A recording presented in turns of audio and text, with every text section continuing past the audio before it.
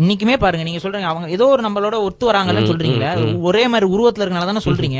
இல்ல அதுக்கு reason BJP infiltrate ஆகாம அவ்வளவா இருக்கு இல்லையா இன்னைக்கு வரைக்கும். அவங்க வந்து இனத்தால் நீங்க மரபணு ரீதியெல்லாம் ஆய்வு பண்ணி பாத்தீங்கன்னா நம்மளோட நிறைய தொடர்புடையவர்களாக இருப்பார்கள். ஆனா உளவியலாக அந்த மக்கள், அந்த சமூக மக்கள் அவங்க வந்து சமஸ்கிருதத்துக்கும் அந்த இந்துத்துவ கோட்பாடுகளுக்கும் அடிமையாக்கப்பட்டார்கள். அவங்க அன்னைக்கே கரைஞ்சு போயிட்டாங்க. அவங்களோட கரைஞ்சு போனவங்க தான், கரையாமல் கடைசி வரைக்கும் நின்னவர்கள் தான் தமிழர்கள். அந்த ஐடென்டிட்டியா நம்ம கிட்ட அப்படியே இருக்கு. நம்ம விட்டு கொடுக்கல, விட்டு கொடுத்துடக்கூடாது. அதான் நம்ம சொல்றோம், விட்டு கொடுக்க கூடாதுன்னு சொல்றவங்க தான் தமிழ் தேசியம். விட்டு கொடுத்தவனையும் சேர்த்து வச்சுக்கிட்டு நம்ம எல்லாரும் ஒன்னா சேர்ந்து கரைஞ்சு போவோம்னு சொல்றவங்க தான் திராவிடன். அதான் இங்க நடக்குது. எதிர்ப்பு அவங்க கிட்டே இல்லையே. நீ இன்னைக்கு திராவிட கட்சி தமிழ்நாட்டில நடத்திக்கிட்டு இருக்க, ஏன் ஆந்திரால நடத்தேன்? ஏன் உன்னால நடத்த முடியல? ஏன்னா இந்த பப்பு அங்க வேகாது ராஜா. இவ்வளவுதான் விஷயம். சரி, இந்த பப்பு எப்படி இங்க வந்துச்சு? இங்க ஏன்னா இது மரபுல இருந்துச்சுங்க. இவன் தாங்க எதிர்த்தான், இவன் தாங்க சிந்து சமவெளியில எதிர்த்தான். இல்ல டிராவிடியம் எப்படிங்க செல் அவுட் ஆச்சுன்னு நான் கேக்குறேன். எப்படி அதை ஏமாந்தாங்க அப்படின்னு நான் கேக்குறேன். ஏமாந்தாங்கன்னா அவன் வேஷம் கட்டினதுனால ஏமாந்தான். புரியுதா? நம்ம உணர்வா பேசுற மாதிரி அவங்களும் உணர்வா பேசுனாங்க. செயல்பாட்டில் இல்ல, உணர்வா பேசும் பொழுது அதை கலைஞர் நல்லா தான் பேசுவாரு, நல்லா தான் பேசுவாரு, தமிழ்ல எல்லாம் கரெக்டா பேசுவாரு. ஆனா தமிழர்கள் கொன்றளிக்கப்படும் பொழுது அங்க அமைதி காத்தாரு. அதானே உண்மை.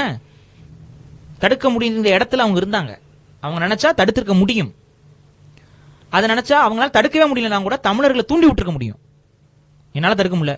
இப்ப ஒண்ணும் இல்லைங்க. இப்ப நான் என்ன சொல்றேன், இப்ப நான் வந்து ஒரு சீஃப் மினிஸ்டர், என்னோட அதிகாரம் வந்து என்ன வந்து கட்டுப்படுது. ஏன்னா நான் வந்து இந்திய சாசனத்துக்குலாம் நான் வந்து கட்டுப்பட்டு இருக்கிறேன். ஆனா தமிழர்கள் அங்க செத்துக்கிட்டு இருக்காங்க. எப்படி தடுக்கிறது?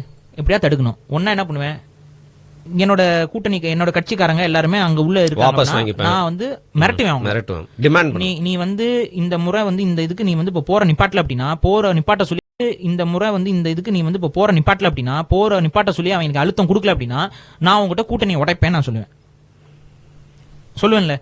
சொன்னா அது என்ன நடக்கும்? அப்ப வந்து இவங்களோட சப்போர்ட்ல நம்ம இருக்கிறோம். இவங்க இந்த நேரத்துல கூட்டணி உடையிற மாதிரி போச்சுன்னா நமக்கு பெரிய அளவுக்கு பேக் ஃபயர் ஆயிரும். சரி, இந்த ஒரு மிரட்டலுக்கு பயந்துனாச்சு அவன் வந்து சரி கூட்டணி உடைப்பேன் அப்படின்னு சொல்றாரு. நம்ம இது பண்ணுவோம். அப்ப ஒரு உணர்வுள்ள தமிழன் அங்க இருந்திருந்தா இதான் பண்ணிருப்பாங்க. கூட்டணி உடைப்பேன்னு சொல்லி ஒரு மிரட்டல் கொடுத்திருந்தா அன்னைக்கு ஒரு ஸ்ட்ராங்கான கூட்டணியா திமுக இருந்தது. அவங்க கூட்டணி நாங்க சப்போர்ட்டை நாங்க வாபஸ் வாங்கிடுவோம் அப்படின்னு சொல்லியிருந்தாவே அது நடக்கும்.